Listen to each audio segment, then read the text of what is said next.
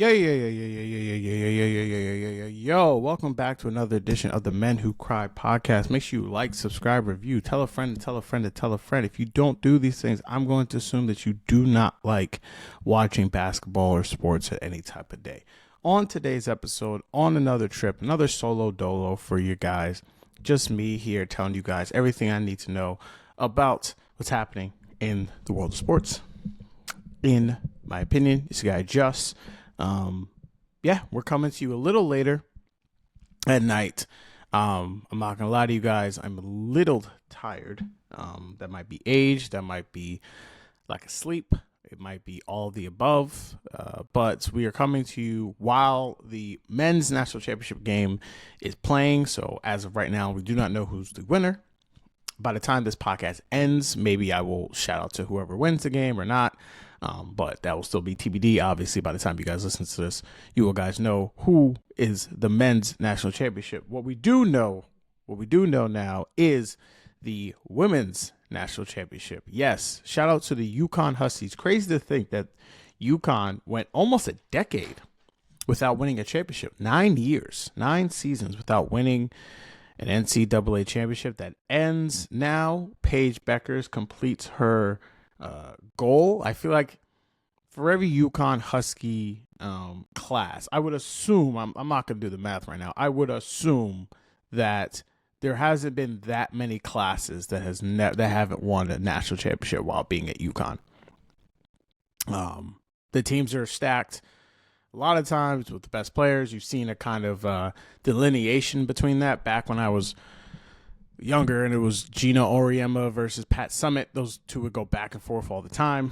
It was a little bit more of a drama, and then from pretty much like the 2012s until really South Carolina got it cracking in the 2020s, UConn was just running these things off. I believe, is it Breanna Stewart has 4 straight national championships? Yeah, I'm pretty sure she does. And credit to them. And credit to Paige, who I didn't realize was a super senior, but I just realized that she and Haley are all in the same class with Angel Reese and Caitlin Clark. So those ladies will be in the WNBA this coming season. And it's interesting just because Paige Bueckers, I feel like it's someone that we've known for a while, who she is and how she's dominated women's college basketball, but she has so many injuries, in prior seasons that you ever wonder if she'd be able to complete the mission. And thankfully for her, they were able to do so. And I think that the product overall, I just actually saw the numbers recently. There was obviously a dip this year, since last year was probably the most anticipated championship game look at. It was Caitlin Clark going against South Carolina last year. And then the year before that, she was going against Asia Reese and LSU. And I feel as if that while there was a dip in viewership, they still got 9 million views on a Sunday afternoon in the springtime. Weather isn't perfect, but that's still a really good number for the WNBA or for women's college basketball. And the fact that Paige will now have to very quickly transition to being in the WNBA, like we spoke about with Nina on this podcast a couple weeks ago, rather, I fully expect her to come out the gate struggling, just because the turnaround time from playing in their final college game to, I frankly do not know if these women work out for these teams. I would figure that they do. There's some type of interview process. You have to have maybe like a one-on-one with who your future employer will be. So that all happens. Then the draft, then you have preseason, then you start the season. Season starts in less than 2 months. And so shout out to Paige, shout out to the women's team. I actually had this epiphany thinking about college basketball.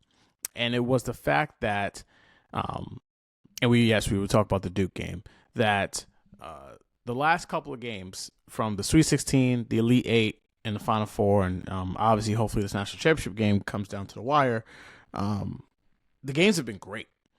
And I said this before, was the fact that the college basketball has, in a way, March Madness was the best was at the beginning, and it would get actually worse and less fans would care about it the closer you get to the championship game. The difference, however, and I think this is the first year at least I felt this, where there wasn't many upsets. We had 4 number 1 seeds make the Final Four. First time that's happened since 2008. So it's been a really long time since we had 4 number 1 seeds make the Final Four. And the fact that we basically had no Cinderella runs. There wasn't some lower seed that really got super far. The only lower seed that really made it to this, even to Sweet 16 was just a team ran by a Hall of Fame coach in John Calipari from a Power 5 school. You know, while Arkansas hasn't been a dominant program in a long time, I think the expectation is that they will be competing for the SEC and be, you know, a 1, 2, 3 seed either next year or this year after that, because John Calipari, whether or not you think he's a good coach or not, he damn sure is a great recruiter, and he'll get the talent into the school if he can, by hook or by crook. And the thing is, and I wonder, because there was this conversation that's kind of been taking place, I think, overall, is that I'm starting to wonder if college basketball is actually doing it wrong. What I mean by that is that because we don't care about the regular season as much, a lot of people are jumping into college for the first time 3 weeks ago. You know, they don't really know maybe all the players. They don't really know all the schools.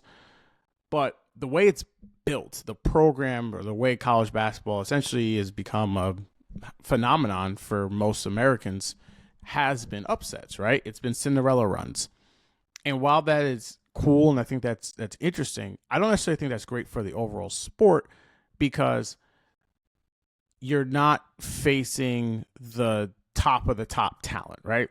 The best of the best talent might be in college, it might be in the NBA, they might be overseas, they might be in the G League. You don't exactly know. So like, you're already going into this with the idea of like, okay, this is just more, there's a lot more randomness in these games than would be in a traditional NBA game. And maybe this is from me coming from a NBA landscape, seeing that I like watching the best players play. And my point is that I think the whole March Madness thing is getting to a point of being a little bit overrated, because the way it's built doesn't seem like it works anymore. You know, I don't know if having an 11th seed that you've never heard of from a school you never heard of in a place you've never seen is enjoyable, right? Like, I don't know if that's a good product. And for college basketball fans, please email us at themenwhocry@gmail.com, and please let me know how you feel, if I'm completely wrong, completely off, because I'm very interested in the fact that college basketball, to me, is truly the one sport that I would say a large portion of the people that watch are casuals, because there's too many teams. You know, there's 300 some odd teams that have the potential to even make the tournament. So for you to know every single person is impossible, right? You have to be able to, you know, cut it down or follow only certain teams and certain programs and things like that. And so by and large part, a lot of us are just jumping in when it's kind of time to jump in.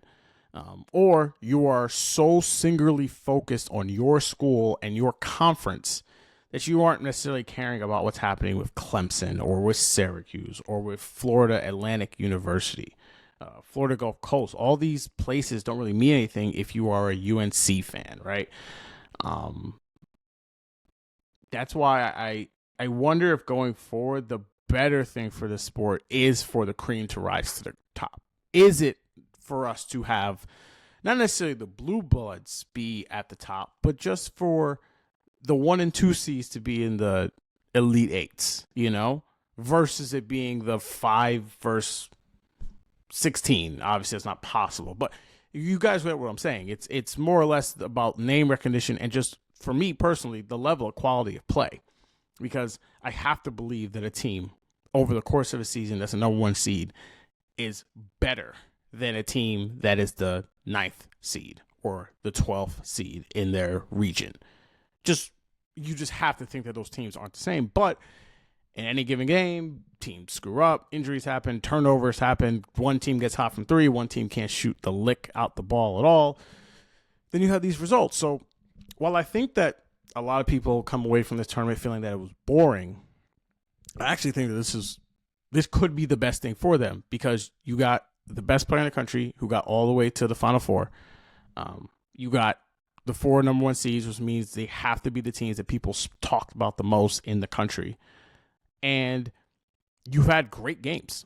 You know, all the games have been like close, maybe not the buzzer beaters and the walk-offs and what we've had, but you got games come down to the wire pretty much the whole tournament.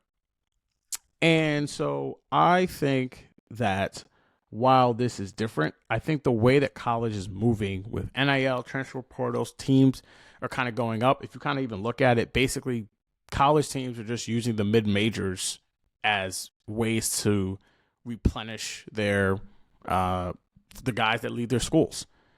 And the fact that you can have more upperclassmen, I mean, I don't even want to go over the ages of the guys on the Houston team, but the fact that that's more prevalent and popular, I think it actually makes a lot of sense. And I think it's actually something that could be good for college, right? Where while I think the upsets are fun and good in the moment, I don't actually believe that anyone actually wants their 11th seed to win the title.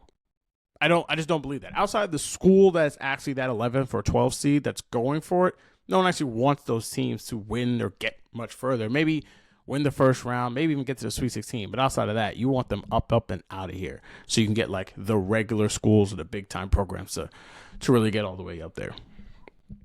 Speaking of which, with college basketball officially coming to an end tonight, we are going to now pivot all the way fully into the NBA, and not just the NBA, but the NBA playoffs, which for me personally, this is my favorite time of the year, right?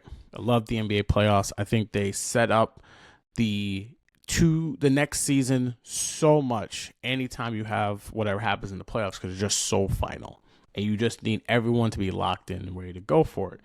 And it brings up this interesting discussion now that we've had a few times in the fact that who is, quote unquote, the face of the NBA. And I feel like this is always a topic for the NBA because it's very different from football in the sense that the face of the NFL is really the NFL. It's really the shield. But a lot of times it's just who's the best quarterback in the league, right? You can say it was Peyton Manning for a while. Maybe Peyton and Tom Brady kind of flip-flopped and shared it for a while. But it's been Mahomes for the last how many seasons now? But the NBA hasn't been like this, right? Because until he retires, LeBron James is going to be the face of the NBA. We still talk about him. His name still gets the people going. He's still a divisive kind of conversation overall. I mean, we've had our whole discussion with him and Stephen A. Smith on this podcast as well. But the best player in the NBA for the last at least 3 seasons has been Nikola Jokic. And I don't know if how many people would even notice that guy was in the league outside of the fact that he's really tall. He clearly has no desire to be the face, doesn't want to do any commercials, or doesn't want to really, do any frontward interviews and things like that. And that's no shade to him, but that's not who he wants to be. And I think this is a league that needs a face because the players, you see their faces, right? Outside of football and hockey, even baseball to some degree, where you only see the players either when they're making a defensive play, if they even play on defense, or when they have an at-bat. NBA players are so much more frontward facing just because of the nature of their game that it's hard to even tune away from what they are doing. And I say all this to say is because we have a very interesting playoffs coming up, because I do think that the face of the league for at least next season is on the line. The contenders that I have a little bit of a list and go through these guys one at a time. Number one, who I think has the best case to get it, while it might be somewhat of an odd pick for some, I think it makes the most sense. That to me is Jason Tatum. He's the best player on the best team. He's only 27 years old. He's smack dab in the middle of his prime. He's got everything to play for in this playoffs, right? People were still criticizing him for his run in the finals and then the Olympic Games that he has. He's got the team that a lot of people think, if not are getting to the finals, are going to win the championship. If he comes out and has a gangbuster playoff run where there's a lot more competition now in the East. Last season, the Celtics damn near cakewalked to a championship. They only lost 3 games their entire run up to getting the title. A lot of teams in the East were either hurt, depleted, didn't have the experience. There was some upset that happened at the time, and they were winning the championship. There's no disrespect to that. That's just kind of what happened. This field is way tougher. Cleveland, New York, the Pacers, Detroit, maybe. Like, Boston will have legitimate competition this time around. And if Tatum kind of goes in there and kind of sheds some of those demons and some of that stuff that really kind of like held him back and held his popularity back, I can absolutely see him getting up there to being the face of the league, even being from Boston. The other side of it is just, I really do think this is almost a crossroads, is because I don't know if he'll have this opportunity ever again. You're already thinking about rumors that they might trade Kristaps Porzingis, Drew Holiday, Derek White, one of those guys, just because they have an enormous tax bill. They have a new owner coming in. Do they really want to pay $500 million in just luxury tax, or overall as the bill for the team next season? That's what it potentially could cost. That's part of the reason why they were sold. And this team might not be what the team will be next season, even if they win the championship or not. So I think that this is kind of his best, I won't say last chance, but definitely his best chance right now to get this, because I think the team might be a little worse going forward. Has he kind of peaked as a player? You don't even want to say that because he's still very much in his prime. But this to me is it. And if he doesn't get it this time, he's still going to make a Hall of Fame. But there's always going to be this question around him of like, not how good of a player was he, but essentially how much of his impact was on the team. As weird as it sounds, because he's never played on a bad team, which again is a credit to him. You know, like in a weird way, you're trying to find ways to criticize a guy for being so good. So I'll be very interested in his playoff run and what it goes down for him. Another guy who's in the contention, even though he just says he doesn't want it, we're looking at Anthony Edwards. He is, I feel like, in a very distinct crossroads, because Ant's been in the league for a while now. This is going to be his 6th season next season. He's pretty much done all the stuff that you would need. He's been an all-NBA player. He's going to make an all-NBA team again today, or this season rather. His team's been to the West Conference Finals. So he obviously has won a championship. He's been on MVP ballots. I wouldn't be surprised if he actually ends up winning an MVP. But he's kind of almost in 2 lanes at the moment. He's never really caught any shit for his on-court stuff, because his on-court has been so awesome. But if you look at him, is he going to go the Tatum, maybe even like the Devin Booker route, where he's a guy, helps his team get to the finals, pretty clearly the best player on the team, whether or not he wins the championship or not, he really becomes like, no, I am the guy that could be the face of the league? Or is he more in the Zion, Ja Morant, I would even say Joel Embiid bucket, where no one would say any of those guys aren't talented and none of those guys aren't great players, but every time you talk about those 3 players, there's always something else you talk about, right? With Ja, it's the guns. Zion, weight. Embiid, soft, loser, and also he's always hurt. And I understand that Ant hasn't really been, honestly, any of those things that those 3 players have, but his off the court stuff is getting loud. And I won't bring it up because, to be honest, that's a different conversation for a different day. And he's still young enough where I feel like you can turn that around. But he's playing around, and I feel like if he's going on the path that I think is that he's heading on right now, there will be people who will start making his off-court life become the main thing versus it being a side quest. And I don't necessarily think Ant wants that. So I definitely think there's pressure on him in these playoffs. They don't know what seed they can be. They can be the 3 seed. They can be the 8 seed. They can miss the playoffs. That's still on the table too. They can be in the play-in. And I think it's almost all there for Ant, and I'm just wondering if he knows that or not. And if he can focus long enough to be able to keep it there and not have it almost taken away from him in a weird way. The other guy I have for this spot, oddly enough, because I just said he's still the face of the league, is LeBron. He's 40. His team is really good. They just beat the best team in the Western Conference. They play them again. By the time you guys listen to this, they would have played them a second time, or they were going to play them a second time. And it's so odd. He's almost had like a perfect career of superstar, hero, villain, back to being great. And he's kind of just wrote out this longevity of being one of the greatest players of all time.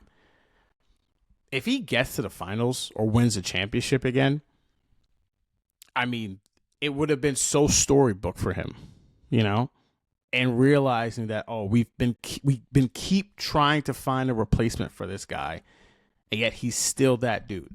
There's a reason why, for us, we still make reruns. I mean, how many Bad Boys did they make? They're still making Mission Impossibles.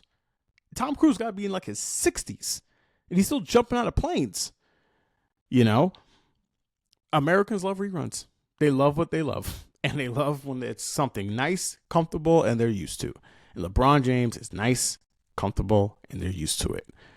So as odd as it might seem for a guy who's 40 years old, at the end of this season, he could still be looked upon as the face of the league and has never gone away.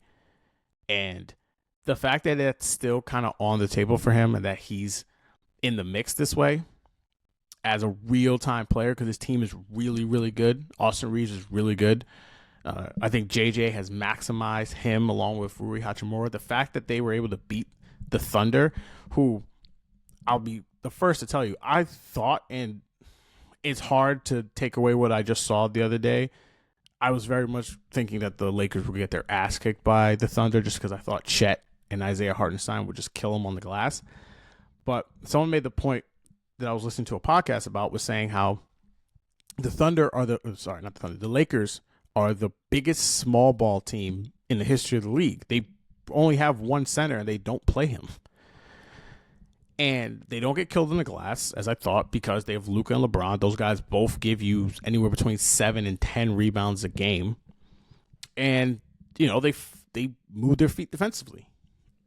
And that ability to do all that, I think, makes them a real threat to win the title, and even win the Western Conference. And I think LeBron, at the end of it, could still be the guy up there with his rings, with the championship, being like, man, this was all about him.